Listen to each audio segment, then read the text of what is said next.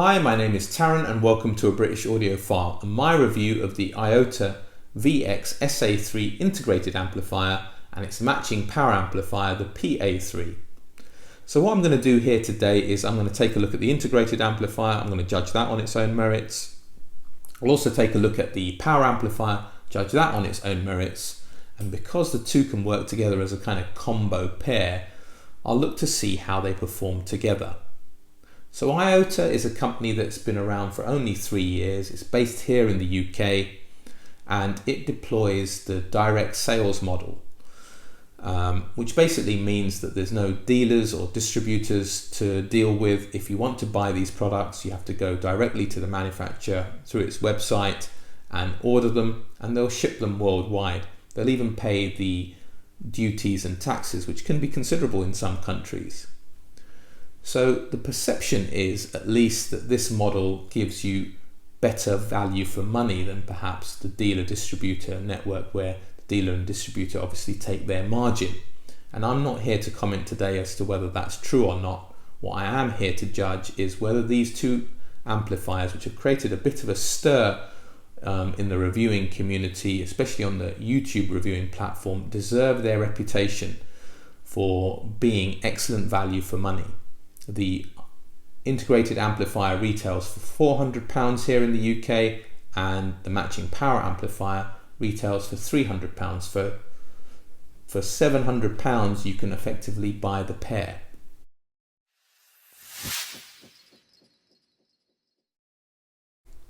Okay, so I'm going to go handheld for this section so I can show you the design of these amplifiers. They're pretty much full width, as you can see there, around 43 centimeters, but not particularly deep. So that's quite nice. If you're popping them on top of a desk, they're not going to stick out too far. I like the design of these amplifiers. I think their illumination is attractive, the display is clear, and I'll just show you on here what happens when you switch that off and that off. The LEDs turn red, and then power them back up again. And I'll just show you the remote as well, and it's these controls at the top that you're using. Essentially there's the remote control, which I think has been shown on other videos.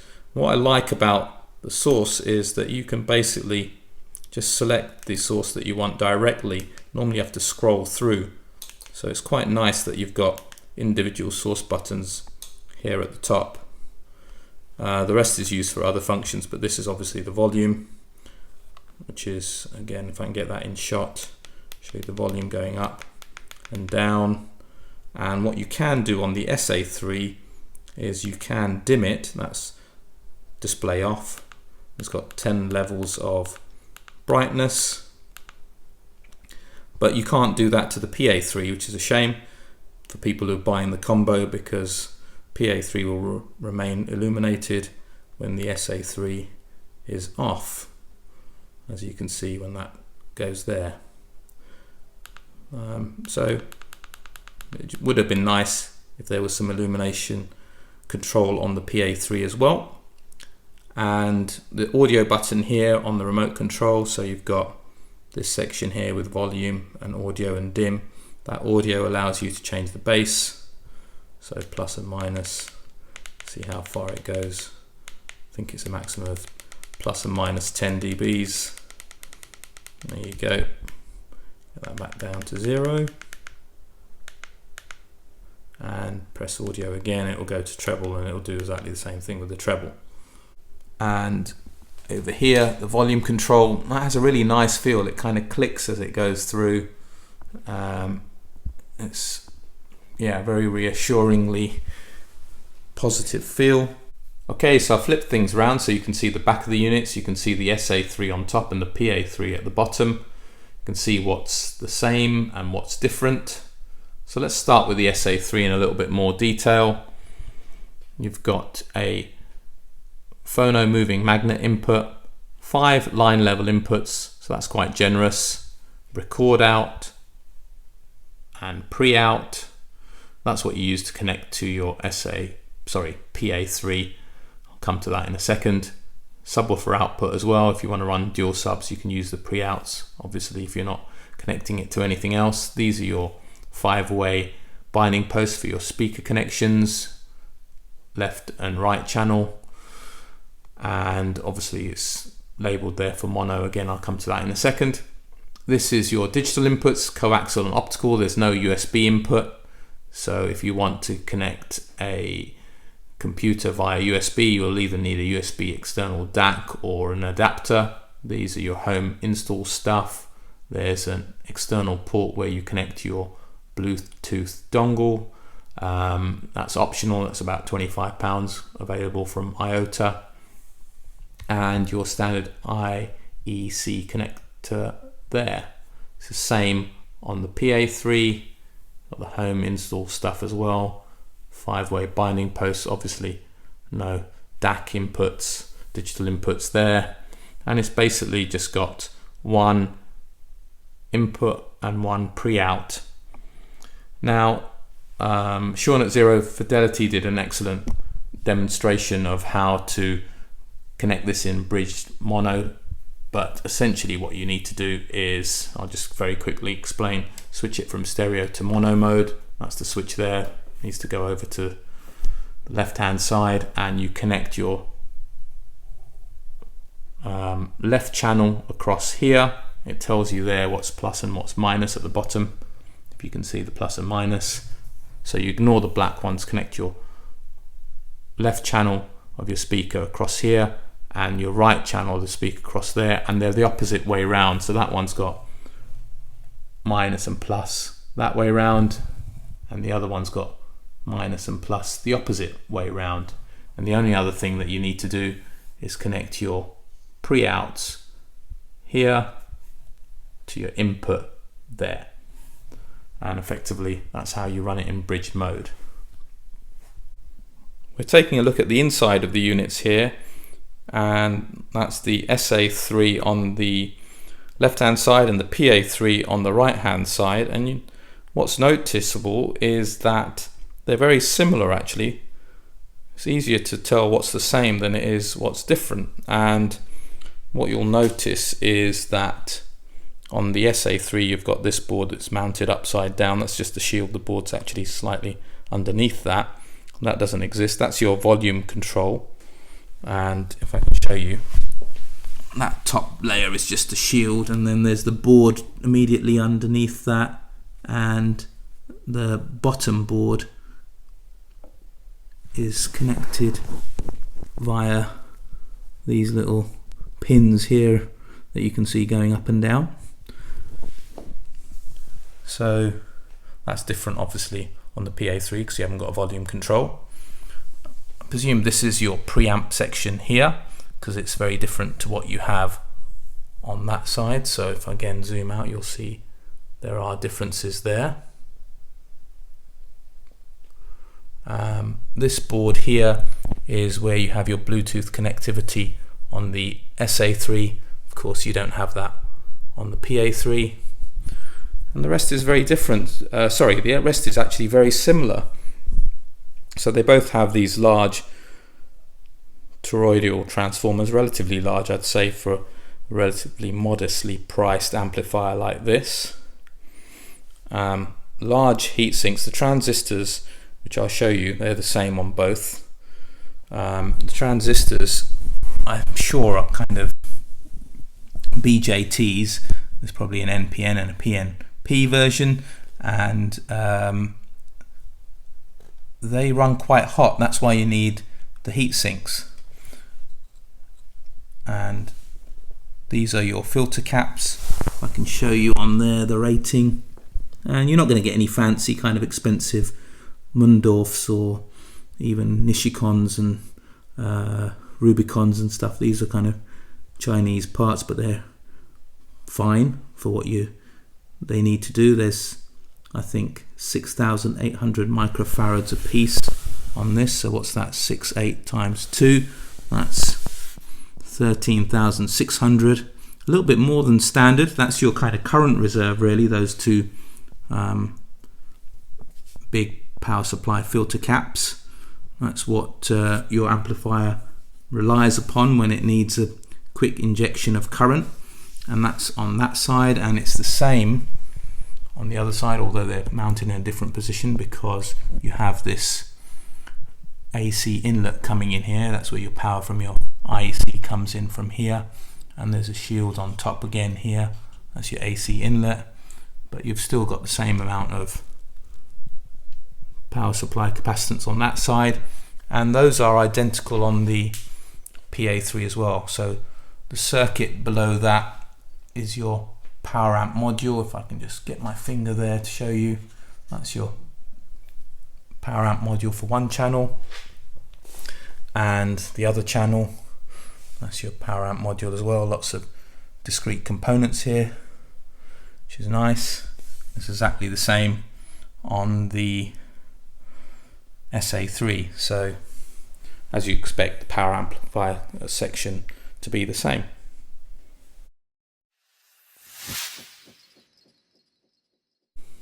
So what does the Iota VX SA3 integrated amplifier sound like? Well, its overall characteristic is that it's fast, it's clean, and it's very neutral and kind of balanced sounding across the frequency range. And I'll explain what I mean by this. What I mean by fast is if you play rock music, kind of hard rock, metal, orchestral music, where you've got a lot of kind of instruments playing very, very quickly, one note tends to kind of normally muddle into another with amplifiers at this price point, and sometimes amplifiers above this price point. The leading edges of notes on this is very well defined. You can track, it keeps a rhythm and a beat even when it's kind of a very fast and kind of phonetic rhythm and a beat extremely well for amplifiers at this price point. What I mean by clean is that there's not the sense that things are muffled, it's just you're aware that the information, the main information there is presented and is not being masked over. I'll go into a little bit more detail in a second. And what I mean by neutral balance is a lot of amplifiers at this price point tend to have a typical kind of V characteristic where the bass and treble frequencies are kind of boosted up. It's like having tone controls where you turn up the bass and turn up the treble. Initially it sounds really engaging, and after a little while it gets quite fatiguing because you've got kind of treble that's a little bit kind of a bit too much, bass that's kind of booming along a bit more than it should. This doesn't do it. It's kind of got a mature sound where nothing is overemphasized. The mid-range, the bass and the treble are all kind of very evenly presented. It's something that you'd expect with amplifiers above this price point. It's not so common with amplifiers at this price point.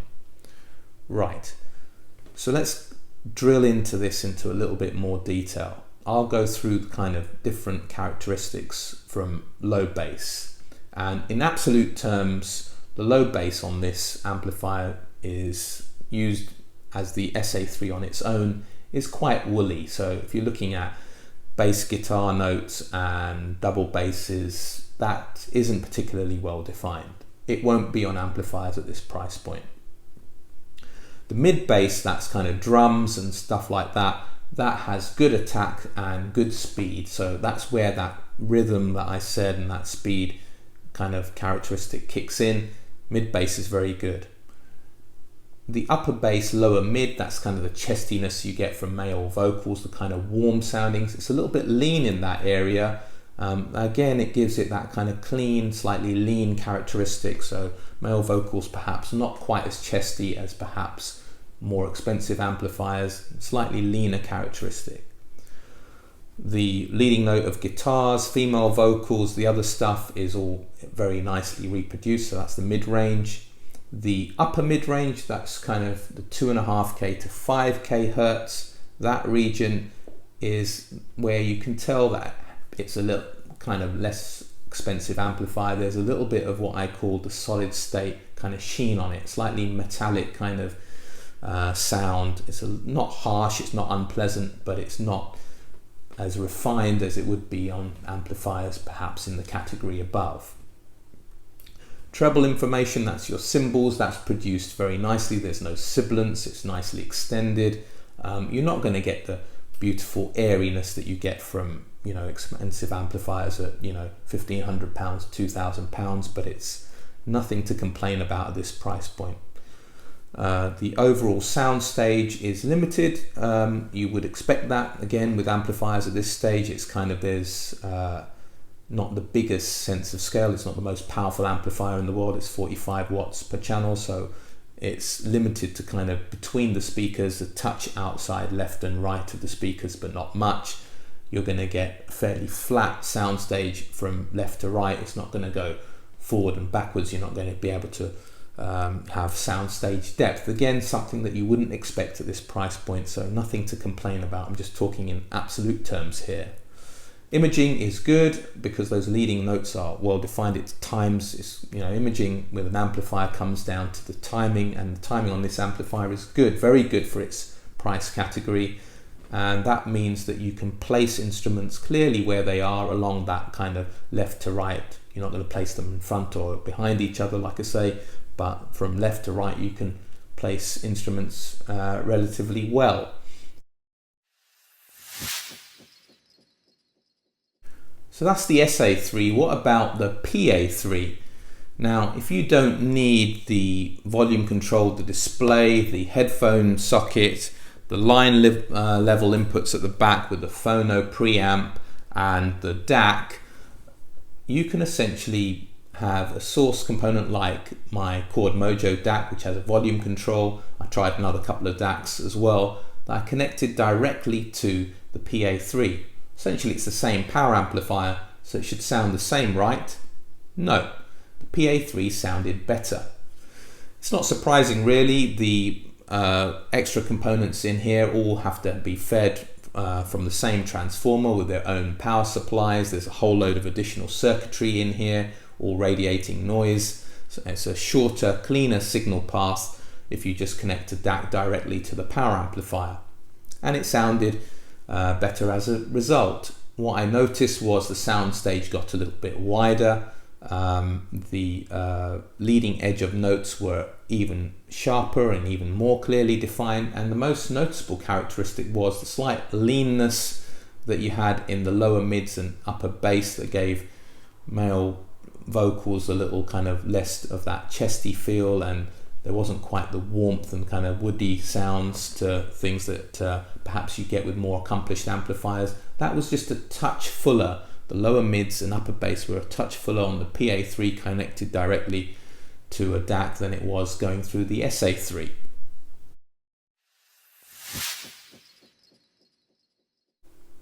Let's talk about the SA3 connected to the PA3 in bridged mono format. That's where you've got the SA3 driving the right channel and the PA3 driving the left channel. Now the power increases quite a bit from 45 watts per channel to 100 watts per channel. That's more than double into 8 ohms. It's 180 watts per channel into 4 ohms. And as you'd expect, the combo plays an awful lot louder than the individual components do. But the tonality of the amplifier changes as well. That lower bass region that I mentioned, where you've got double bass, electrical bass notes around the 40 hertz region, it's a little woolly sounding with the individual components, has much better definition when you're running the combo. The mid bass, which is good quality of the individual components, it has good mid bass punch. It's got much better mid bass punch, again, run as a combo. There's more power, there's more grip and control over the woofer basically. The upper bass, lower mid region, that's where you associate the sounds with warm, woody sounds, male vocal, that chestiness. That's a lean characteristic on both of these amplifiers. More expensive amplifiers will be fuller in the mid-range, and that's what you get with the combo. That mid-range fills out quite nicely. All really good news so far. The problem is that extra power, that extra control at the bottom end comes at the expense of speed and clarity to a certain extent.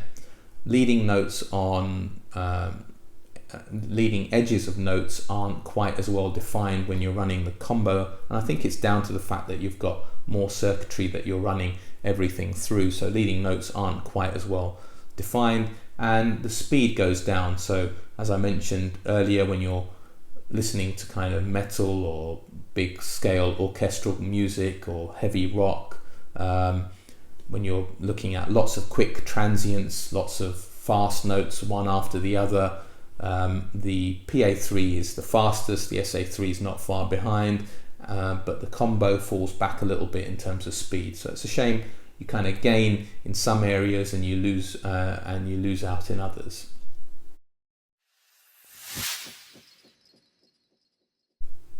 Okay, so let's wrap things up. Where did I wind up with the SA3, the PA3 and the combo? Now before I get started, I'd just like to let you know that since we last spoke, I've tweaked my 3 categories of classifying products.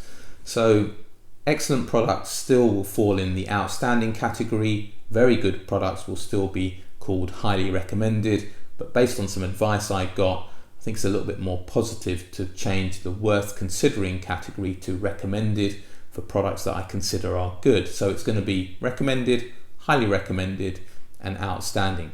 Products that I feel do not fall into that category, I'll just return and won't post a review. I'm not really interested in posting negative reviews and adversely affecting people's businesses. At the end of the day, I'm not the oracle, I don't know everything, so how do you know it's not me and it's something that I have done? So that's where I'm at. Where did I land with these 3 products? Well, let's start with the SA3 first. That's very squarely a highly recommended product. For £400, I think this is a very good amplifier. I like the fact that it has such a kind of even tone that you kind of rarely tend to get on amplifiers at this price point, where nothing's really overemphasized or underemphasized. I also like the fact that it's very fast and clean sounding. Again, the kind of speed aspect of this is relatively rare at this price point as well. So very squarely in the highly recommended category.